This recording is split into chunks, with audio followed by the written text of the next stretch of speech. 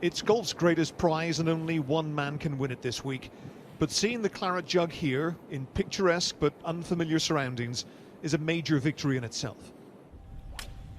There's no disputing Royal Portrush's pedigree as a venue, but 30 years ago, the idea that Northern Ireland could host any major sports event was unthinkable.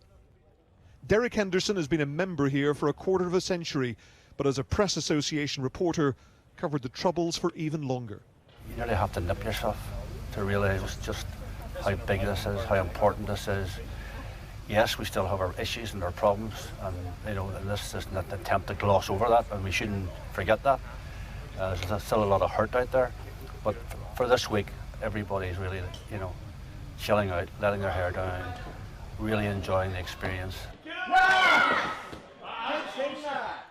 Martin McGuinness and Arlene Foster played their part in backing the bid, but the Sinn Féin leader is now dead, and so for now is the power-sharing executive.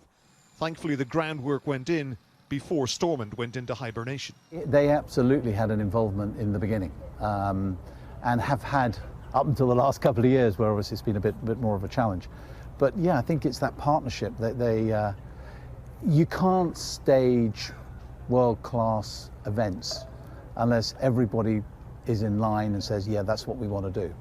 In a sport which hasn't been renowned for treating women equally, Wilma Erskine, who's run Royal Portrush for 3 decades, was the driving force in bringing the world's best golfers here. It's been a tremendous experience. I mean, to have the Open Championship come back to little old Northern Ireland, the economic benefit, there's a whole buzz in the whole country.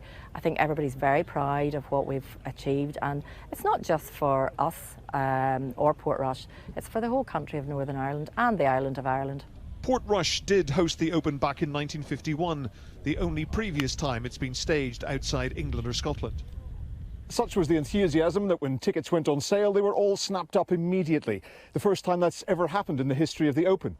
And many of those who will be here will be hoping to see a local winner, whose name is already on the claret jug. Recent victories by Darren Clarke and Rory McIlroy was another plus for Portrush's bid. McIlroy broke the course record here when he was just 16. Graham McDowell is also a major winner. He grew up in Portrush. This week he's not just a competitor, he's an ambassador. And the dark days are sort of not that far behind us, but thankfully, it's a country, an island that's really coming out of some bad times and some good times. And I mean, this is just sort of the rewards for everything we've been through and everything we've done. A police presence is still needed, but it's low key. It may be an imperfect peace process, but it's delivered an event to showcase the very best of Northern Ireland. Ian Woods, Sky News, Royal Portrush.